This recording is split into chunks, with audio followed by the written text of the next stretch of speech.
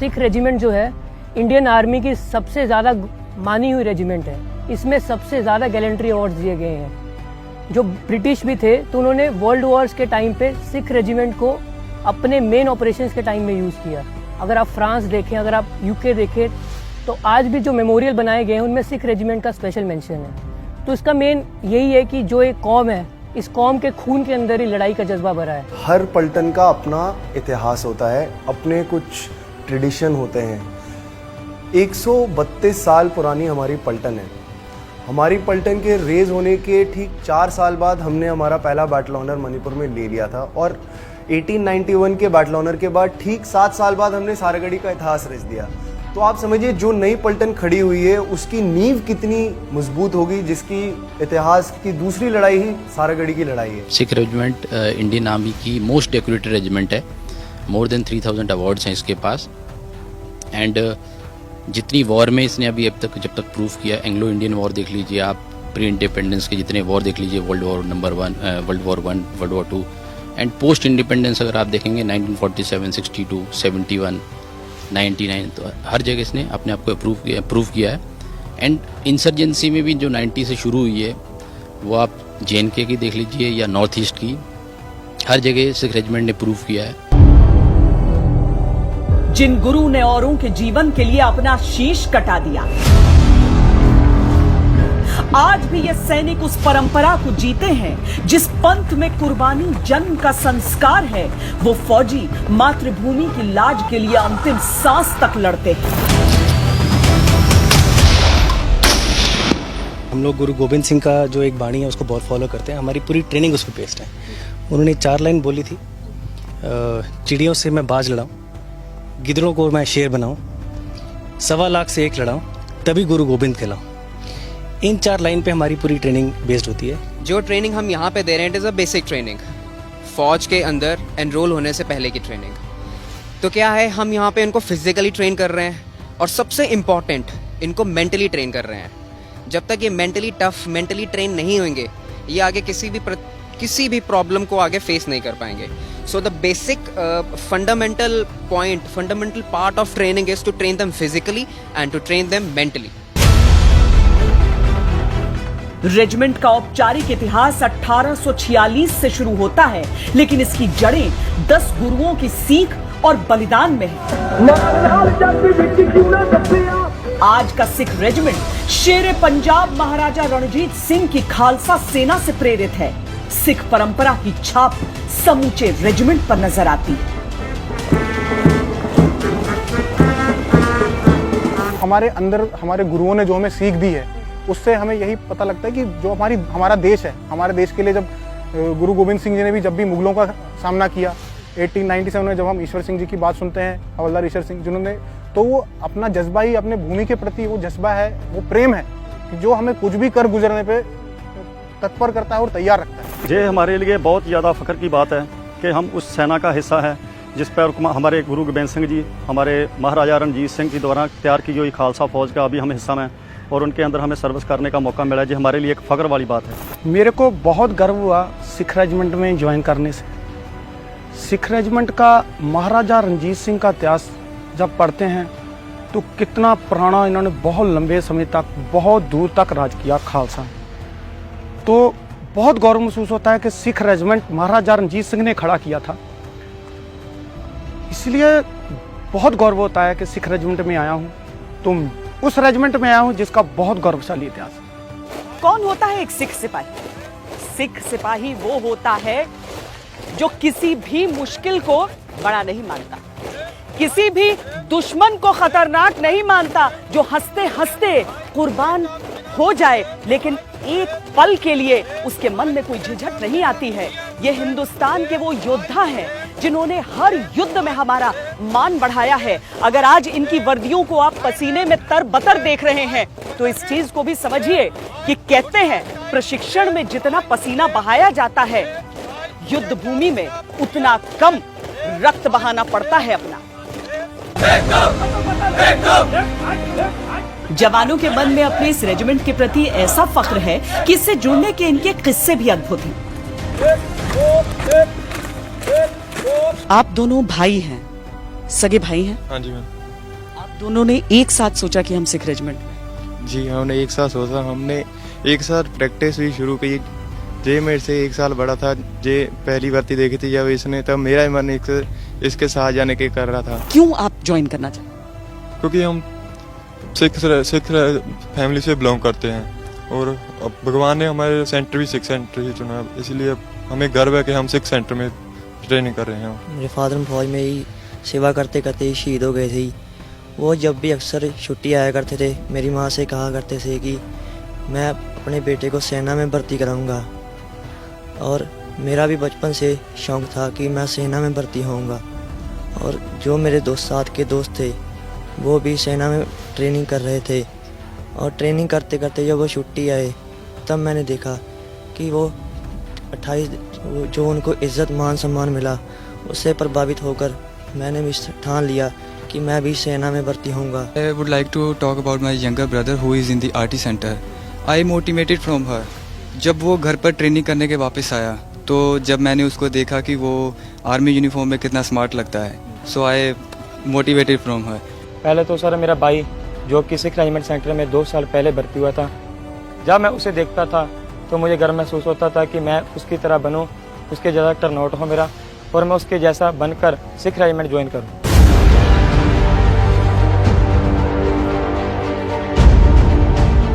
इनकी बहादुरी में बेफिक्री है पर बेपरवाही नहीं। इस रेजिमेंट के जवानों को जीने का सलीका आता है। किसी भी मुश्किल के आगे वो सर नहीं झुकाते, सीना अड़ा देते हैं, और कभी किसी बात से इतना बोझिल नहीं होते कि चुनौती को हंस के स्वीकार न कर पाए। डालिया कि जो सिख रेजिमेंट का सोल्जर है उसमें उसका हौसला बहुत होता है। जो किसी भी मैदान में जाता है, चाहे वो पीस की लड़ाई में जाता है, चाहे वो फील्ड की लड़ाई में जाता है, तो उसका जो हौसला देखते हैं, उसका जो हाव भाव देखते हैं, जैसे कि अभी देखते हैं कि हम कश्मीर में हमारी सिख रेजिमेंट के जवान लड़ते हैं तो उनका हौसला लड़ने का अलग ही है। सिख रेजिमेंट के इतिहास के बखान के लिए पन्ने कम पड़ जाते हैं, लेकिन ये सैनिक तो जैसे वर्तमान में इतिहास को साथ लिए चलते हैं। इनकी सबसे बड़ी ताकत है इनका जोश, जो किसी भी कठिनाई में कम नहीं पड़ती। जब सामने से गोलियां चल रही हो तो सेंस ऑफ ह्यूमर को केवल एक सिख सोल्जर ही कायम रख सकता है। सचमुच में ऐसे ऑपरेशंस में आप लोग जब जाते हैं तो उस समय क्या वाकई कठिन से कठिन परिस्थिति में बिल्कुल लाइट हार्टेड और सेंस ऑफ ह्यूमर बरकरार रहता है? जो कि बिल्कुल लाइट हार्टेड और सेंस ऑफ ह्यूमर इज बहुत ज़्यादा इंपॉर्टेंट। अगर वो आपके पास है तो चाहिए, जैसे आप आई विल कोट, जब हम कहीं बाहर जाते हैं तो कभी होता है जैसे आप कहीं जा रहे हैं ऑपरेशन पे, आप 3 दिन के लिए 4 दिन के लिए जा रहे हैं तो राशन खत्म हो जाता है, तो तब एक खालसा ही है कि मतलब वो शक्करपारा भी है तो शक्करपारा भी ऐसे खाता लगता है कि जैसे जलेबी खा रहा है। तो इट टेक्स दैट चेयरफुलनेस। तो जब आपके अंदर वो चेयरफुलनेस होगी तभी आप वर्स्ट ऑफ द सिचुएशन में बेस्ट ऑफ द दे पाएंगे और बेस्ट रिजल्ट पा पाएंगे। क्योंकि जब आपका सब कुछ है तब तो आप अचीव कर ही सकते हैं टारगेट, बट जब आपके पास सब कुछ नहीं है और उसमें अचीव करना, that is a sign of a true soldier.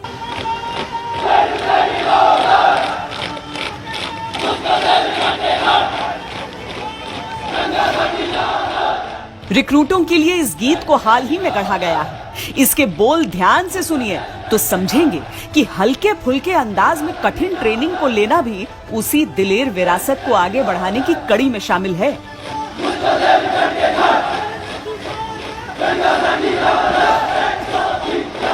जब सिख रेजिमेंट सेंटर में नया रंगरूट भर्ती होकर आता है तो उसे क्लास लेने के लिए एक जगह से दूसरी जगह दौड़ के जाना पड़ता है। उसमें जोश भरने के लिए हमने एक गाना तैयार किया है।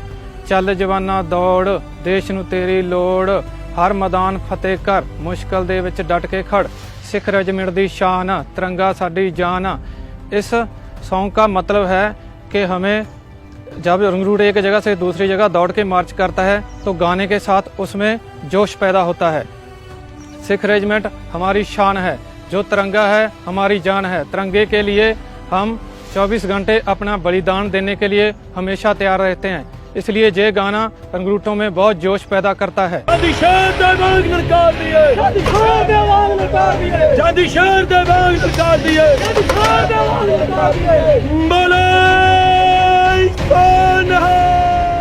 ये देश के लिए हंसते हंसते प्राण न्यौछावर कर देते हैं, पर दुश्मन तो इनकी आंखों में भी काल देख लेता है।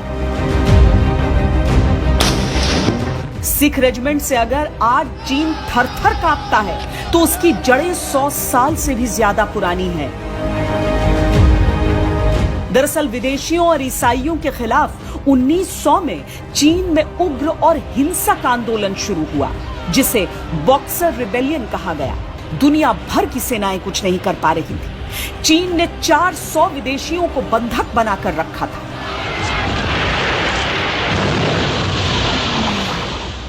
तब सिख और पंजाब रेजिमेंट की टुकड़ियों ने न सिर्फ इन बंधकों को आजाद करवाया, बल्कि उस हिंसक आंदोलन पर अंकुश में इनकी बहुत बड़ी भूमिका थी। They were the frontline soldiers for the British Empire, wherever they had to expand or wherever they had to, take the interest. वो ब्रिटिश एम्पायर के फ्रंटलाइन सोल्जर्स थे, चाहे वो नॉर्थ वेस्ट फ्रंटियर प्रोविंस में अफगान के खिलाफ हो या फिर चाइनीज के खिलाफ हो। चाइनीज के खिलाफ सिख रेजिमेंट ने बॉक्सर रिबेलियन में भी लड़ाई की थी। Revolts and then the Opium Wars, with which British were able to establish a sort of suzerainty over the Chinese Empire. चीन जब भारत के साथ अपनी मिलिट्री हिस्ट्री यानी कि सैन्य इतिहास हमसे साझा करता है तो वो अधूरा इतिहास बताता है। ये वो हिस्सा है जहां पर जब रेजिमेंट के अलग अलग बटालियंस जो हैं वो दुश्मनों से भिड़ी तो वहां पर शिकस्त दी, तो उनके कैप्चर्ड वेपन्स जो हथियार उनसे छीन कर लाए गए। यहाँ पर ये पाकिस्तानी हथियारों को आप देख सकते हैं। ये जो हिस्सा है यहाँ पर चीनी हथियारों को आप देख सकते हैं, जो 1962 के युद्ध की बात है, जहां से एक परमवीर चक्र इस रेजिमेंट ने हासिल भी किया था। लेकिन सिर्फ ऐसा नहीं है कि उसी दौर की बात हम कर रहे हैं। सिख रेजिमेंट को देखकर अगर चीनी थर-थर कांपते हैं और आज भी लाइन ऑफ एक्चुअल कंट्रोल पर हम ये सुनते हैं कि वहां पर पंजाबी गाने बजा रहा है ताकि किसी तरीके से दोस्ती का संदेश दे सके, तो ये इतिहास सदियों पुराने जाता है। 1900 की ये मूर्ति आप देखिए, जब सिख रेजिमेंट को भेजा गया था अंग्रेजों द्वारा कि बॉक्सर रिबेलियन है चाइना में, उसे खत्म किया जाए, उसे कुचला जाए, तो उस समय सिख रेजिमेंट वहां पर गई थी और उसे किस तरीके से नियंत्रण में किया था। वही कारण है कि आज भी चीनी जो है वो इस रेजिमेंट के खासकर खौफ में रहते हैं। ये बहुत अजीब सा संयोग है कि सिख रेजिमेंट की अधिकांश लड़ाइयां संख्या में अधिक दुश्मन से हुई हैं और हर बार इन पराक्रमियों ने एक मिसाल पेश की है।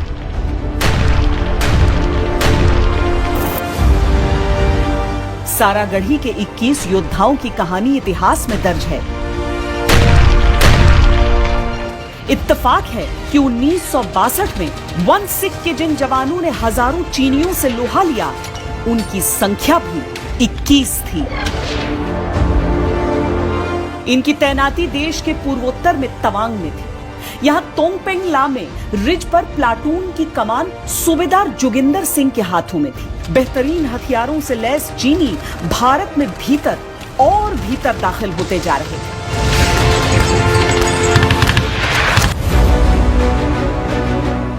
रिज के नजदीक पहुंचकर चीनियों ने नहर के दूसरे छोर पर ही डेरा डाले रखा। सूबेदार जोगिंदर सिंह समझ चुके थे कि किसी भी समय वो आक्रमण कर सकते हैं। सामने लगभग 1000 चीनी थे और उनसे इन 21 सैनिकों को भिड़ना था।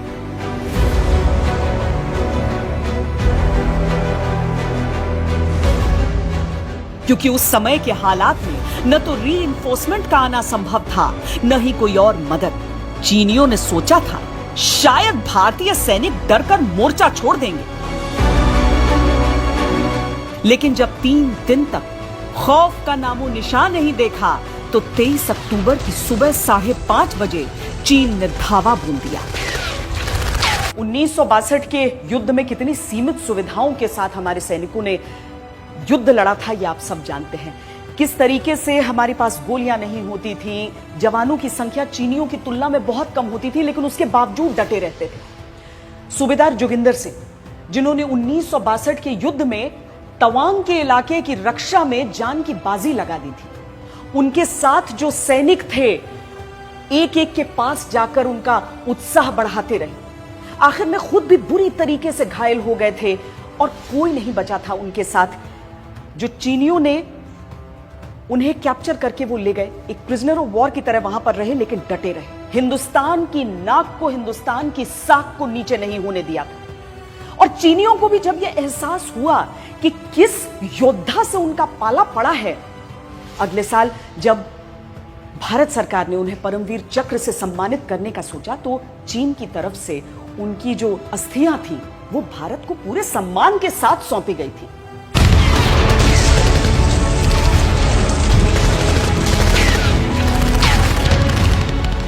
आक्रमण जोरदार था, लेकिन पलटवार की ताकत ने चीनियों को स्तब्ध कर दिया। भारी संख्या में चीनी मारे गए। घबराकर चीन ने उतनी ही तादाद में सैनिकों को फिर आगे भेजा। अब तक प्लाटून के लगभग सभी सैनिक जख्मी हो चुके थे और कई शहीद हो चुके थे। सूबेदार जोगिंदर सिंह की भी जांघ में गोली लगी थी, लेकिन वो मोर्चा छोड़ने को तैयार नहीं थे। उनके नेतृत्व में सैनिकों ने फिर चीनियों को पीछे धकेला। चंद मिनटों में तीसरी बार दुश्मन फिर उतनी ही संख्या में आगे बढ़ा। इस बार गोलियां भी खत्म हो चुकी थी। तब सूबेदार जोगिंदर सिंह और उनके बचे हुए साथियों ने बेनेट से दुश्मन पर हमला किया।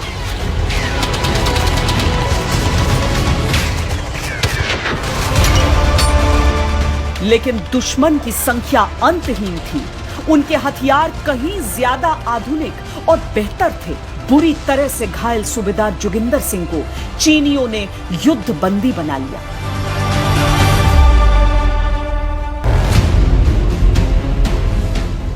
जंग के परिणाम से अधिक महत्व होता है इस बात का कि कौन लड़ा, कब तक लड़ा, कैसे लड़ा, किससे लड़ा, कितनी संख्या में सामने सैनिक खड़े थे। सिख रेजिमेंट सारागढ़ी से लेकर आज तक गर्व की उसी परंपरा को निभा रहा है। सेना में है सर्वधर्म समभाव, सभी धर्मों को सामान्य इज्जत। लेकिन जो सही है, जो हौसला देता है, जो सही चीजें सिखाता है, उसका सम्मान सब करते हैं। गुरुद्वारे में जब एक सिख योद्धा आते हैं तो वो गुरु गोबिंद सिंह की उस सीख को भी याद करते हैं, और जो इनकी ट्रेनिंग भी होती है उसमें किस तरीके से गुरुओं की दी हुई इस परंपरा को, उस सीख का समावेश किया जाता है, यह भी अपने आप में अद्भुत है। कैसे एक सिपाही नहीं, एक संत सिपाही बनकर यहां से महाराजा रणजीत सिंह ने स्वयं जिन योद्धाओं को युद्ध कला सिखाई, जिनके शौर्य परंपरा को गढ़ा संवारा, खालसाओं की उस सेना के सामने अंग्रेज लाख जतन करके भी टिक नहीं पाते थे। इसीलिए उन्होंने उन्हें साथ ले लिया।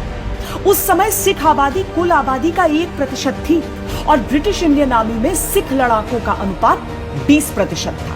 दुनिया के हर कोने की सबसे कठिन लड़ाई में अंग्रेज सिख सैनिकों को भेजने लगे। आज़ादी से पहले जो है ब्रिटिश जो उन्होंने एंग्लो सिख वॉर लड़े थे, they found certain qualities in this Sikh martial race. That is the Sikh soldiers are very simple men, they are from the rural background, but they are very, as soldiers, they are very resolute in attacking, and when they are in defenses, they are totally aggressive. So because of this two basic characteristics, the British recruited these soldiers into like I said, those 6 battalions.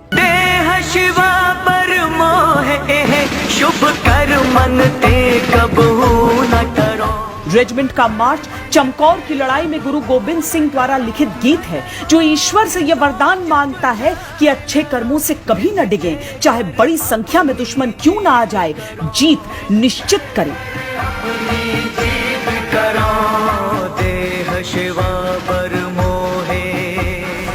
Regiment का युद्ध घोष है, बोले सो निहाल, सत श्री अकाल।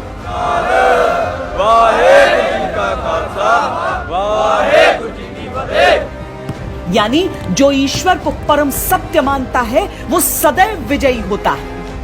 हमारे अंदर इतना recruits के अंदर, जवान के अंदर इतना जज्बा है, इतना हौसला है कि वो बिना झिझक, जैसे देहि सेवा ब्रह्मोह है, शुभ कर्मंते कभू न टरो, कि जो 4 पंक्तियां गुरु गोबिंद सिंह ने बनाई थी, उन्हीं को मद्देनजर रखते लास्ट में अत ही रन में तब जूझ मरूं का नारा लगाते हुए हर तरफ, चाहे वो खेल का मैदान हो, जहां वो ट्रेनिंग, जहां वो उस समय कहीं डिफेंस के ऊपर दुश्मन के साथ लोहा लेने का मौका मिले, तो इसी चीज़ों को याद करके अच्छा तरीके से कार्रवाई करते हैं। 10वें गुरु ने कर्तव्य को धर्म मानने और धर्म के लिए रक्त की अंतिम बूंद तक लड़ते रहने का जो संदेश दिया, ये योद्धा उस धर्म को आज भी निभाते हैं। इतिहास के पन्नों में उन्हें स्याही भले कम मिली हो, लेकिन वीरता के धर्म ग्रंथ में वो हमेशा प्रेरणा बनकर सुने और सुनाए जाएंगे। एक सिख तो हमेशा जो कड़ा या कृपान हम देख लें, ये भी जो हमारे 10वें गुरु साहब गुरु गोविंद पातशाह है ना, उन्हें उनकी देन है। कड़ा, कृपान, किशहरा, कंगा, ये सब उन्हीं का है। एक संत सिपाही बनाता है। इसकी अलग अलग कि इसका पहनने का क्या हक है, क्यों पहनाया, कि अच्छे काम के लिए, कि इस हाथ से कोई बुरा काम ना हो। अच्छा, ये बताइए क्या पहनने का क्या, इस हाथ से कोई बुरा काम ना हो, इसीलिए आप? हाँ, इसलिए इसको बांध के रखा है। हाँ। तो इस काम, जो भी काम करने से पहले आपको पता होना चाहिए कि जो मुझे पहन रखा है, तो ये मेरे 10वें पातशाह का हुक्म है कि बुरा काम नहीं करना, मैं जो काम करना अच्छे करूंगा। सदियों का स्वर्णिम इतिहास जिस जगह में हो, वहां की मिट्टी में कैसी वीरता होगी, जरा सोच कर देखिए। आजादी के पहले के युद्ध हो या आजादी के बाद के, सिख रेजिमेंट के योद्धा हर जगह रहे हैं, हर जगह अपना पराक्रम दिखाया है। आश्चर्य नहीं कि 1600 से अधिक गैलेंट्री अवार्ड्स इस समूची रेजिमेंट के पास है। आजाद हिंदुस्तान के पहले सैन्य अभियान में उठा पहला कदम सिख रेजिमेंट के सैनिक का था। जब 26 अक्टूबर 1947 को ट्रीटी ऑफ एक्सेशन साइन हुआ था, तो 27 अक्टूबर को ये ज़रूरत आन पड़ी थी कि एक फोर्स भेजी जाए जो जम्मू कश्मीर पे जो आक्रमण चल रहा था उसको रोक सके और बाद में उसको रिपल्स कर सके। बट उस आक्रमण को रोक के रिपल्स करने के लिए सबसे अहम चीज़ जो थी वो थी सिक्योरिंग ऑफ श्रीनगर एयरफील्ड। तो श्रीनगर एयरफील्ड को सिक्योर करने के लिए जिस पलटन का चुनाव किया गया वो थी 1st battalion of the Sikh regiment. Kashmir में उठा यह पहला कदम पाकिस्तान के कश्मीर कब्जे के काले मंसूबे का अंत बनकर आया था। सिख रेजिमेंट की पहली बटालियन ने पाकिस्तानी फौज और कबायलियों को जो पीछे धकेलना शुरू किया, तो दुश्मन के पांव ही उखड़ गए।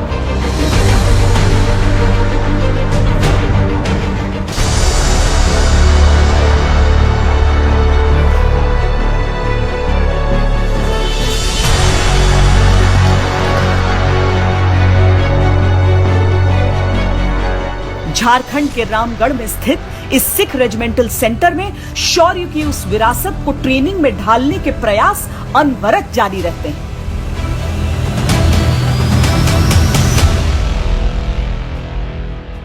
हर बारी हम लोग बहुत डायनेमिक ट्रेनिंग होती है एंड कांस्टेंट चेंजेस होते रहते हैं। जैसे अभी हमारा मेन फोकस है हाई ऑल्टीट्यूड नॉर्दर्न सेक्टर, हमारा maximum north east sector, maximum concentration उस तरफ है।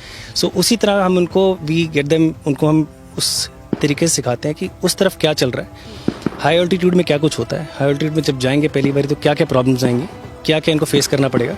सो वो हम लोग चेंज करते रहते हैं, उसको डायनेमिक होता है।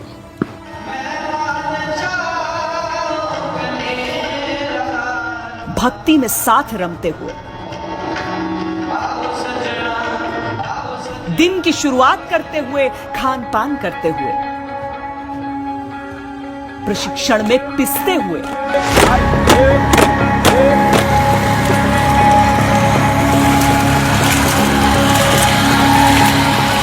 इन जवानों के हौसले की झलक दिखती ही रहती है।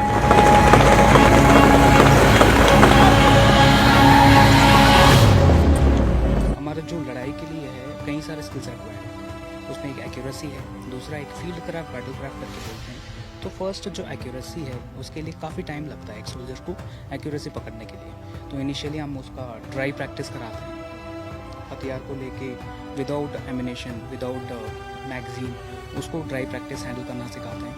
उसके बाद में एमिनेशन के साथ में live fire practice short range में सिखाते हैं, जो कि ये जहाँ पर हम खड़े हैं ये शॉर्ट रेंज है। यहाँ पर 30 मीटर और 50 मीटर में हम इसको फायर कराते हैं। तो बेसिकली यहाँ पर हम एक लॉन्ग रेंज में जाके एक recruit 100 metre 200 metre 300 metre fire करने के लिए यहाँ पर प्रिपरेशन करते हैं। तो उसके बाद में इतना लगभग बेसिक ट्रेनिंग और एडवांस मिलिट्री ट्रेनिंग में मिला के और ऑलमोस्ट 8 हफ्ते लग जाते हैं उसको एक एक्यूरेट फायर करने के लिए। तो ये है। लेकिन इनके चमकते वर्तमान को और बेहतर समझने के लिए हम आपको एक बार फिर उनके इतिहास में लिए चलते हैं। कश्मीर में पहला कदम रखने वाले इस रेजिमेंट के उस अभियान का किस्सा सुनाते हैं जिस कारण आज भी भारतीय सेना हर साल 27 अक्टूबर को इन्फेंट्री डे के रूप में मनाती है। आजादी के बाद का वो पहला युद्ध जब धोखे से भीतर घुसे पाकिस्तान को इन्होंने पीछे खदेड़ा था।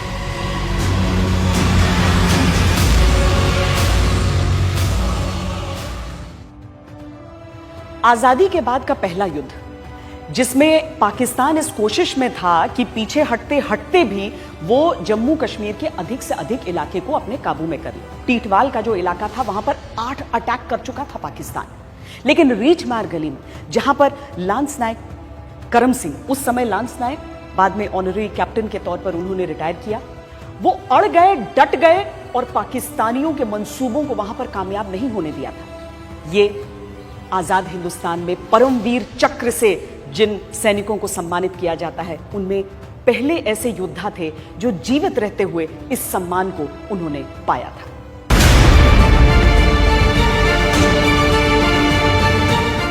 टीटवाल सेक्टर में दाखिल होने के लिए दक्षिण की ओर रीच मार गली थी जहां 1 सिख के जवान तैनात थे। दुश्मन का हमला अचानक हुआ था। वो बेतहाशा गोलीबारी और बमबारी कर रहा था। मोर्चे पर हिंदुस्तान का एक एक बंकर टूट गया। सैनिक घायल थे, यहां तक कि मदद मांगने की गुंजाइश भी नहीं बची थी। तब लांस नायक करम सिंह सामने से आती गोलियों से बेपरवाह ठान चुके थे कि किसी भी कीमत पर जीत हासिल करेंगे। वो बंकरों की तरफ बढ़ गए, अपने साथियों की जो मदद कर सकते थे उन्होंने की और फिर लड़ते रहने के लिए उनका जोश बढ़ाया।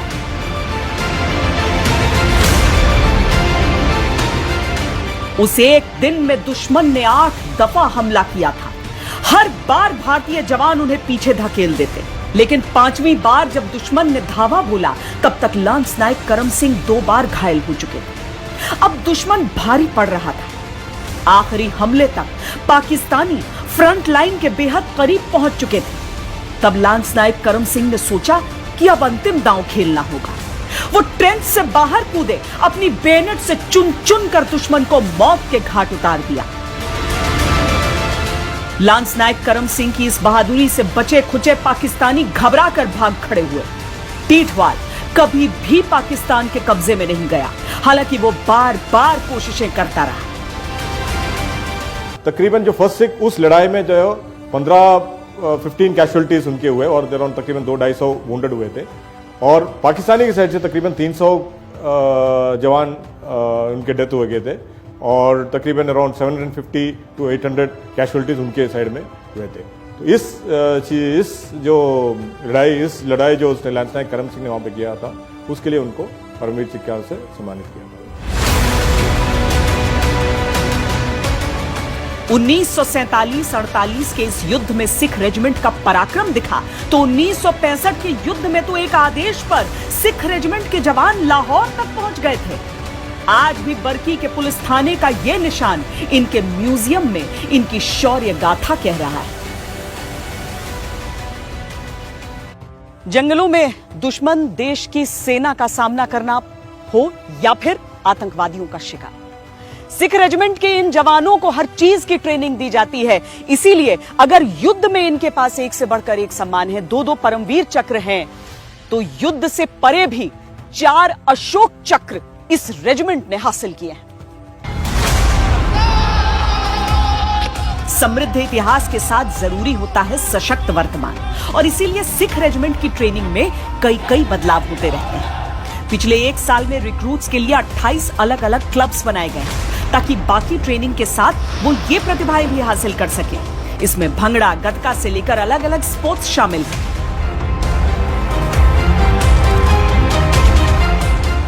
ये सिर्फ हमने इसलिए इंट्रोड्यूस किया है कि इनको एक चेंज मिले, एंड ये नई चीज़ सीखें अपने फिजिकल एंड मेंटल के अलावा। फिजिकल हो गया जो ये पीटी वगैरह करते हैं, एंड मेंटल जो ये पढ़ाई वगैरह कर रहे हैं, टैक्टिस ही कर रहे हैं, बाकी चीज़ें पढ़ाई कर रहे हैं, तो उस रूटीन को तोड़ने के लिए हमने ये क्लब्स इंट्रोड्यूस किए हुए हैं।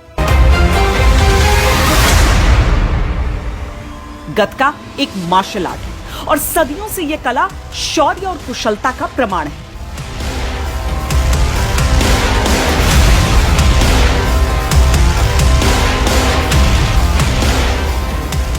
भंगड़ा उत्सव में डूब जाने वाला नृत्य है और इसकी हर थाप में वीरता का भी परिचय होता है।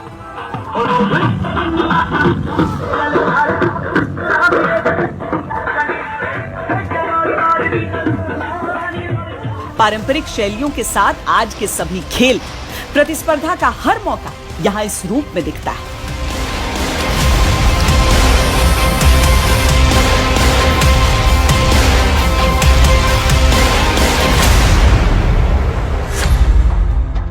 हालांकि यहां भी लक्ष्य अव्वल रहने का है। अगर प्रतिभा निखारनी ही है तो क्यों ना खेल खेल में ओलंपिक मेडल पर निशाना साध लिया जाए। एक्चुअली सर, जब ट्रेनिंग के लिए हमारे पास आते हैं, हमारे पास वीक में 2 बार सभी रिक्रूट आते हैं।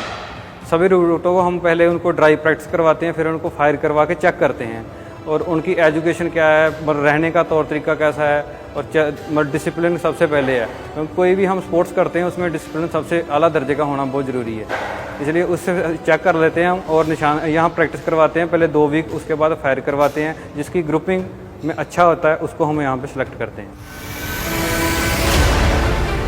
कोई भी काम हो, कोई भी क्षेत्र हो, विजय इनकी परंपरा है। वीरता इनका विश्वास है,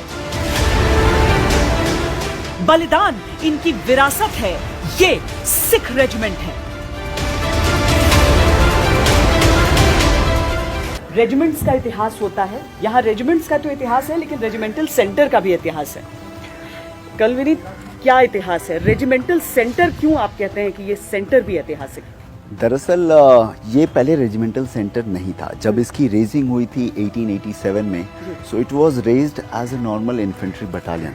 सो एक इन्फेंट्री बटालियन के तौर पे इसकी रेजिंग हुई थी और इन्होंने इस पलटन ने बहुत अहम कैंपेन जैसे मलाकाट का कैंपेन हो गया as part of Malakand relief force, या फिर अफगानिस्तान कैंपेन हो गया, या फिर तिरा कैंपेन हो गया, तो इन सारे कैंपेन्स में इस पलटन ने हिस्सा लिया है। और कल विनीत, आप ये भी बता रहे थे कि यहाँ पर प्रिजनर्स ऑफ वॉर को आज़ादी से पहले से देखिए, दरअसल ऐसा होता है जब प्रिजनर ऑफ वॉर के लिए आप किसी कैंप का चयन करते हैं, हाँ, तो आप देखते हैं कि ग्राउंड स्लोपिंग है या नहीं। अच्छा। नाउ स्लोप हमें क्यों चाहिए प्रिजनर ऑफ वॉर कैंप के लिए? ताकि जो सेंट्रीज हैं, हाँ, वो हायर ग्राउंड पे रहें और जो प्रिजनर्स हैं वो लोअर ग्राउंड पे रहे, ताकि कम से कम सेंट्रीज ज़्यादा से ज़्यादा प्रिजनर ऑफ वॉर पे निगरानी कर सके। ये एक चीज़ थोड़ी सी आश्चर्य में डाल रही है, हैरानी में, कि अशोक स्तंभ यहाँ पर क्यों?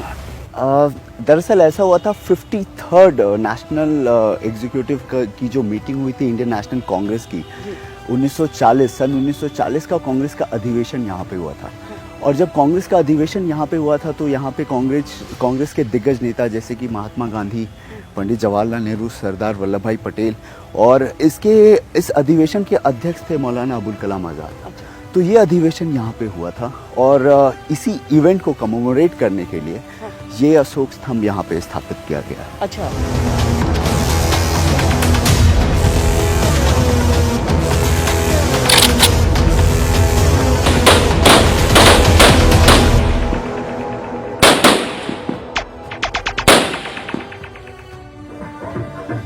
लड़ो तो ऐसे कि दुश्मन सिर्फ नाम सुनकर भी कांप उठे, और जीने का सलीका हो तो ऐसा कि जिंदगी खुद सबक सीखे कि जीना चाहिए कैसे।